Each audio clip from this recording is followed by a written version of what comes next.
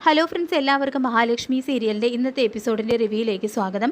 അങ്ങനെ ജാനമ്മയോടായിട്ട് മകൻ പറയുന്നുണ്ട്, ലക്ഷങ്ങൾ തരാമെന്ന് ഒരാൾ സമ്മതിച്ചിട്ടുണ്ട് എന്നും. പക്ഷേ അത് കിട്ടണമെങ്കിൽ അമ്മ വിചാരിക്കണം, അമ്മ ഒരു വീട്ടിൽ കുഞ്ഞിനെ നോക്കാനായിട്ട് പോകുന്നുണ്ടല്ലോ, അമ്മ ആ കുഞ്ഞിന് ഞാൻ തരുന്ന പൊടി പാലിൽ കലക്കി കൊടുക്കണം എന്ന് പറയുമ്പോൾ പേടിയോടുകൂടി എന്തിനെന്ന് ജാനമ്മ ചോദിക്കുമ്പോൾ ആ പാല് കുഞ്ഞു കുടിച്ചു കഴിഞ്ഞാലും ഉടനെ ഒന്നും സംഭവിക്കില്ല, ഇങ്ങനെ ചെയ്തു കഴിഞ്ഞാൽ ലക്ഷങ്ങൾ കയ്യിൽ വരൂ എന്ന് അയാൾ പറയുമ്പോൾ എന്നെക്കൊണ്ടൊന്നും പറ്റില്ല എന്ന് ജാനമ്മ തീർത്ത് പറയുന്നതും അത് കേൾക്കുന്ന അയാൾ ദേഷ്യത്തോടുകൂടി പ്ലേറ്റ് എല്ലാം വലിച്ചെറിയുന്നു.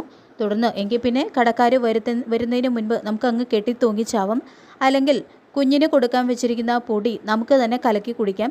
ദൈവങ്ങൾ ഓരോരോ വഴി കാണിച്ചു തരുമ്പോൾ അതിന് വേണ്ടിയിട്ട് അതിന് നേരെ മുഖം തിരിക്കുകയല്ല വേണ്ടത്, ചാവുന്നതിന് മുൻപ് മകനും മരുമകൾക്ക് വേണ്ടി എന്തെങ്കിലുമൊക്കെ ചെയ്യുക എന്ന് പറഞ്ഞുകൊണ്ട് അയാൾ ജാനമ്മയുടെ നേരെ വയലൻ്റ് ആവുന്നു. ശേഷം അമ്മയ്ക്ക് ഒരാപത്തും വരില്ല, നമ്മുടെ ഈ കടം തീർക്കാനായിട്ട് വേറെ വഴിയില്ല എന്ന് മരുമകളും പറയുന്നു. എന്തായാലും ആകെ ധർമ്മസങ്കടത്തിൽ പെട്ടു പോവുകയാണ് കേട്ടോ ജാനമ്മ. ഇതെല്ലാം നമ്മുടെ സിദ്ധിയായിട്ടുള്ള അമ്മ ജ്ഞാനദൃഷ്ടിയിലൂടെ കാണുന്നുണ്ട്. തുടർന്ന് മാർക്കോയോട് പറയുന്നുണ്ട്, ശിവശക്തിമാരുടെ അനുഗ്രഹം ആ കുഞ്ഞിനുണ്ടെങ്കിലും ആ കുഞ്ഞ് ദൈവമല്ല, എങ്കിലും അപകടം എന്തെങ്കിലും ഉണ്ടായിക്കഴിഞ്ഞാൽ നിമിഷ നേരം കൊണ്ട് രക്ഷിക്കാനായിട്ട് ആളെത്തും, ഒന്നുകിൽ അത് നീയോ അല്ലെങ്കിൽ ഞാനോ ആയിരിക്കാം. ഇനിയും പലതരത്തിലുള്ള ആപത്തുകൾ ആ കുഞ്ഞിനെ തേടി വരും.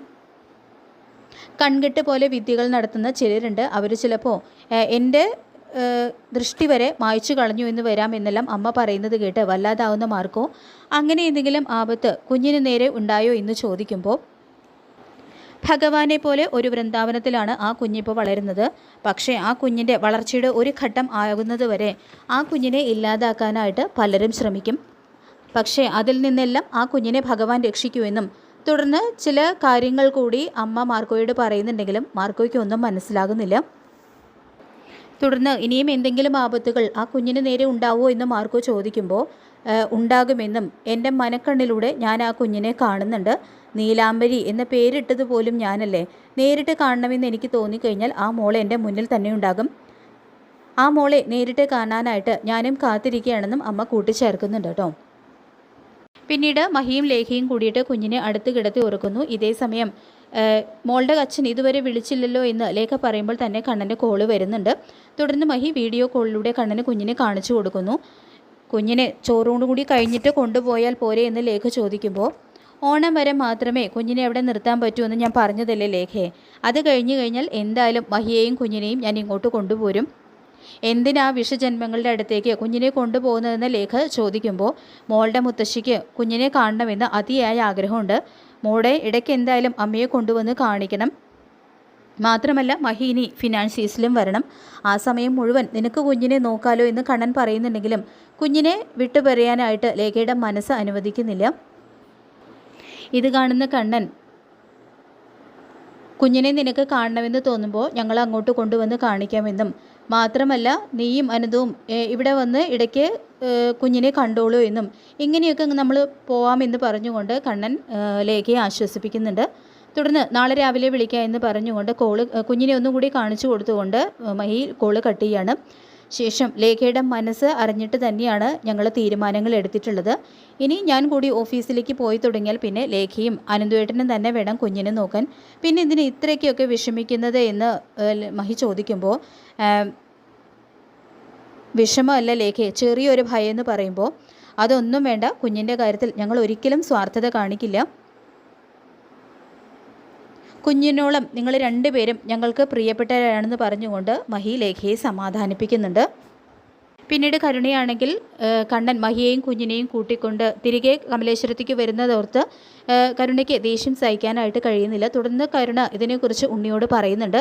അപ്പോൾ എന്നായാലും അത് നടക്കില്ലേ എന്ന് ഉണ്ണി ചോദിക്കുമ്പോൾ ഞാൻ സങ്കല്പിച്ചത് നടന്നു വരുന്ന കണ്ണനെയാണ്, അങ്ങനെ ഒരു കണ്ണനോടൊപ്പം മഹി ജീവിക്കരുത്, നാളെ അനന്തുവിൻ്റെ വീട്ടിൽ ഒരു കൂട്ടക്കരച്ചിലുണ്ടാകും, അതുപോലുള്ള കാര്യങ്ങളൊക്കെയാണ് അച്ഛൻ പ്ലാൻ ചെയ്തിരിക്കുന്നത് പറയുമ്പോൾ നിൻ്റെ അച്ഛൻ്റെ തലയിൽ ഉദിച്ചിരിക്കുന്ന ബുദ്ധിയല്ലേ, അതുകൊണ്ട് തന്നെ ആവേശം കൊള്ളാതെ ഉറങ്ങാൻ നോക്കുന്ന ഉണ്ണി പറയുമ്പോൾ എൻ്റെ അച്ഛൻ ഇപ്പോൾ രണ്ടും കൽപ്പിച്ച് ഇറങ്ങിയിരിക്കുകയാണെന്നും എന്നെ സന്തോഷിപ്പിക്കാനുള്ള എല്ലാ മാർഗങ്ങളും അച്ഛൻ നോക്കുന്നുണ്ടെന്ന് പറയുന്നുണ്ട് കേട്ടോ കരുണ. പക്ഷേ അവസാനം നീ കരയുന്നത് ഞാൻ കാണേണ്ടി വരുമെന്ന് ഉണ്ണി പറയുമ്പോൾ നിങ്ങൾ എന്തിനാ ഇപ്പോഴും ഇങ്ങനെ നെഗറ്റീവ് പറയുന്നത്, ആ കുഞ്ഞു പോകുന്നതിൽ നിങ്ങൾക്ക് എന്തെങ്കിലും നഷ്ടമുണ്ടോ എന്ന് ചോദിക്കുമ്പോൾ കിട്ടുന്ന സാലറി കൂടി മുടങ്ങിക്കഴിഞ്ഞാൽ അതോടുകൂടി എല്ലാം തീരുമെന്ന് ഉണ്ണി പറയുമ്പോൾ നിങ്ങൾക്ക് നല്ല ബാങ്ക് ബാലൻസ് ഉണ്ടോ അത് ഉണ്ടല്ലോ അതിൻ്റെ പലിശ കൊണ്ട് തന്നെ നമുക്ക് സുഖമായിട്ട് ജീവിക്കാമല്ലോ എന്നെല്ലാം കരുണ ചോദിക്കുമ്പോൾ അതിൽ കൈവച്ച് കഴിഞ്ഞാൽ പെട്ടെന്ന് തീരും. പിന്നെ പലിശ കൊണ്ട് ജീവിതത്തിലൊക്കെ തൃപ്തിപ്പെടുന്ന ആളാണോ നീ എന്നൊക്കെ ചോദിക്കുന്നുണ്ട് കേട്ടോ ഉണ്ണിയും. ഇത് കേൾക്കുന്ന കരുണ ലക്ഷ്മിക്ക് വേണ്ടി കണ്ണേട്ടൻ എത്ര പൈസയാണ് ചെലവഴിക്കുന്നത് ചോദിക്കുമ്പോൾ നിൻ്റെ ചേച്ചി ബിസിനസ്സുകാരൻ്റെ ഭാര്യയാണ്, ഞാനാണെങ്കിൽ അയാളുടെ വെറും ശമ്പളക്കാരനാണ്, അതുകൊണ്ട് തന്നെ എന്നെയും അയാളെയും തമ്മിൽ കമ്പയർ ചെയ്യരുതെന്ന് പറയുന്നുണ്ട് കേട്ടോ ഉണ്ണി.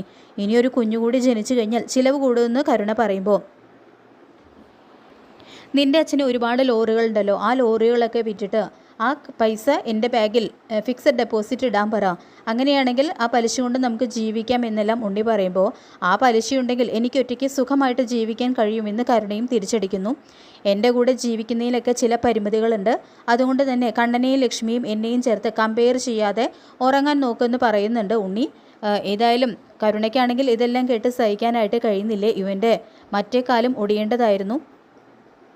എന്തിനെ ഇങ്ങനെ ഒരു ഭർത്താവ് എന്നെല്ലാം ദേഷ്യത്തോടുകൂടി മനസ്സിൽ പറയുകയാണ് കേട്ടോ കരുണ ചെയ്യുന്നത്.